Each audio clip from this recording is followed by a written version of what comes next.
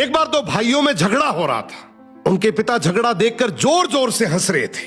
वो दोनों एक मकान के बंटवारे को लेकर लड़ रहे थे। पिताजी को हंसता देखकर दोनों भाइयों ने पूछा, पापा हम यहाँ लड़ रहे हैं और आप हंस रहे हो, आपको क्या हो गया? पिता ने कहा, बेटे तुम इसके चक्कर में पड़े हो, तुम दोनों कल मेरे साथ चलो, मैं तुम्हें एक अनमोल खजाना दिखाऊंगा। अगले दिन तीनों बस से यात्रा पर निकले। बस में सिर्फ 2 ही सीटें खाली थी। पिता की बगल में पहला बेटा बैठ गया, दूसरा भाई कुछ देर खड़ा रहा। कुछ घंटों बाद वे अपने गांव पहुंचे। पिताजी उन्हें एक पुरानी हवेली पर लेकर गए।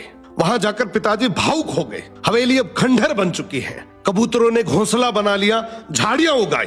पिताजी रोते चले जा रहे थे और उनसे कह रहे थे, देख रहे हो इस हवेली को, यहीं तुम्हारा बचपन बीता है। इसी हवेली के लिए मैंने अपने बड़े भाई से झगड़ा किया था। हम मरने मारने पे उतर आए थे, जैसे कल तुम लड़ रहे थे। आखिरकार ये हवेली मुझे मिल गई, लेकिन मेरा